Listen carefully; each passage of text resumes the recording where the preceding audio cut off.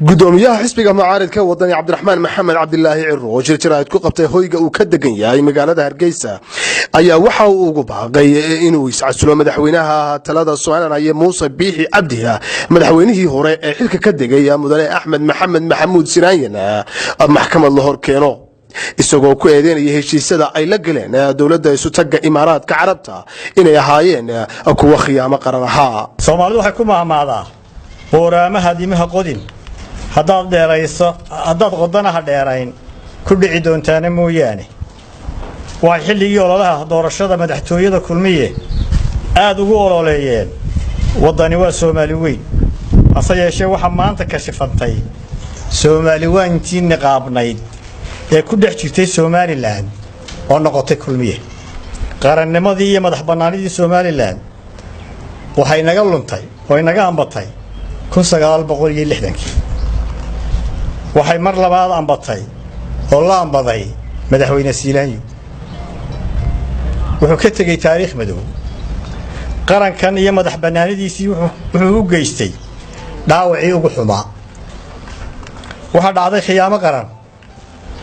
shacbigiisa calankiisa ciidiisa iyo himiladii shacbiga uu khiyaameeyay wuxuu ku bedeshay go'aansiyadii Somaliland iyo madax bannaanidiisii dhaqaale iyo dana shakhsi ah heshiisyada dekada iyo saldhigga berbera oo dawladda federaalku saxeexday ayuu uga dhigay in xukuumadda Somaliland la gashay dawladda Imaaraadka. Siilaanyo wuxuu jabiyay dastuurka wuxuu khiyaameeyay shacbigii wuxuu himiladoodii ku raday hog madow oo ay adkaanayso in dib looga soo saaro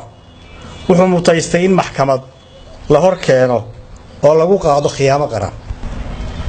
faylkii dawladda Imaaraadku saxeexday Siilaanyo wuxuu ku wareejiyay Muuse Biixi markii uu xilka ku wareejinayay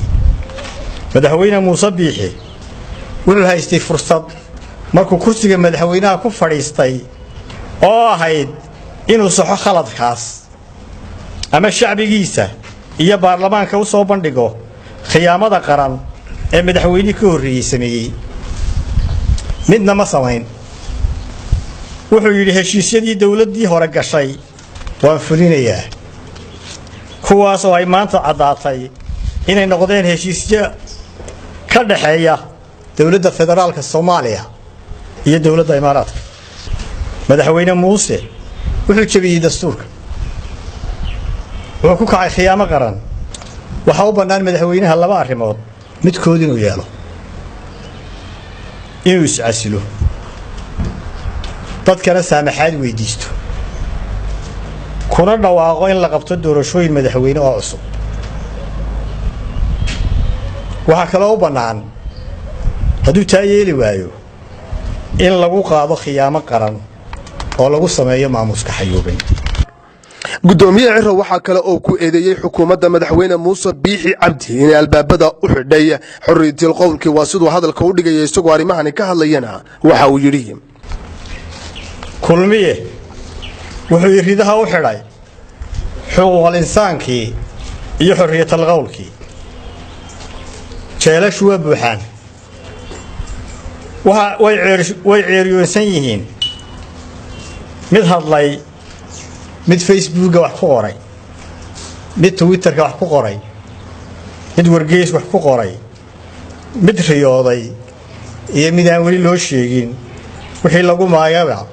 intuba jeelkay liinta ka cabayaan maanta waxa muuqda saansaan caburin iyo diktatoriyad aadan carab Allah u naxariistee abwaan reer Somaliland oo ka digayay